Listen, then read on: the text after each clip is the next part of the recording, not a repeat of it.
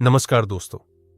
आज हम सुनेंगे भगवान शिव और माता पार्वती की दिव्य कथा, जो प्रेम, भक्ति, त्याग और अटूट विश्वास की अद्भुत गाथा है।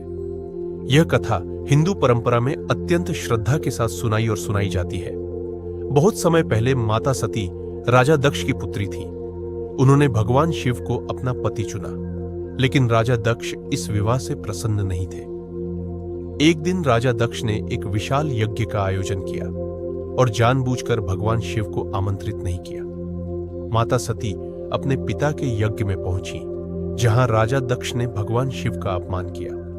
अपने आराध्य का यह अपमान माता सती से सहन नहीं हुआ और उन्होंने यज्ञ की अग्नि में स्वयं को समर्पित कर दिया।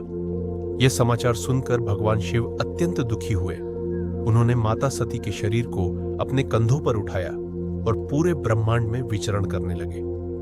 हिंदू परंपरा के अनुसार भगवान विष्णु ने अपने सुदर्शन चक्र से माता सती के शरीर के अंग अलग किए और जहां जहां वे गिरे वहां पवित्र शक्तिपीठों की स्थापना हुई। इसके बाद भगवान शिव संसार से विरक्त होकर हिमालय में गहन तपस्या में लीन हो गए। कुछ समय बाद हिमालय के राजा हिमवान और रानी मैना के घर एक दिव्य कन्या का जन्म हुआ। उनका नाम पार्वती रखा गया। ऋषियों ने भविष्यवाणी की कि यही देवी पार्वती आगे चलकर भगवान शिव की अर्धांगिनी बनेगी। बचपन से ही माता पार्वती भगवान शिव की भक्ति में लीन रहती थी। जैसे जैसे वे बड़ी हुई, उनकी श्रद्धा और प्रेम भी बढ़ता गया। उसी समय तारकासुर नामक एक शक्तिशाली असुर ने तीनों लोकों में आतंक मचा रखा था। उसे वरदान मिला था कि उसका वध केवल भगवान शिव के पुत्र के हाथों ही होगा। देवताओं को समझ आ गया कि भगवान शिव और माता पार्वती का विवाह ही संसार की रक्षा का मार्ग है। माता पार्वती ने भगवान शिव को पति रूप में प्राप्त करने का संकल्प लिया। उन्होंने राजमहल का सुख छोड़ दिया और हिमालय के घने जंगलों में कठोर तपस्या आरंभ की। उन्होंने वर्षों तक ध्यान किया, पहले फल खाए, फिर पत्तों पर जीवन बिताया और अंत में अन्न जल का भी त्याग कर दिया। उनकी कठिन तपस्या से देवता, अर्षि और पूरा ब्रह्मांड प्रभावित हो गया। देवताओं ने भगवान शिव की समाधि भंग करने के लिए कामदेव से सहायता मांगी। कामदेव ने अपने पुष्प बाण से भगवान शिव पर प्रहार किया। तभी भगवान शिव ने अपना तीसरा नेत्र खोला और उससे निकली दिव्य अग्नि में कामदेव भस्म हो गए। लेकिन माता पार्वती का विश्वास तनिक भी नहीं डगमगाया। वे पहले की तरह भगवान शिव की आराधना करती रहीं। भगवान शिव ने माता पार्वती की परीक्षा लेने का निश्चय किया। वे एक वृद्ध साधु का रूप धारण करके उनके पास पहुंचे और बोले, तुम उस शिव से विवाह क्यों करना चाहती हो जो शरीर पर भस्म लगाते हैं, बाघ की खाल पहनते हैं और श्मशान में रहते हैं? माता पार्वती ने विनम्रता से उत्तर दिया, भगवान शिव संसार के सबसे महान देव हैं।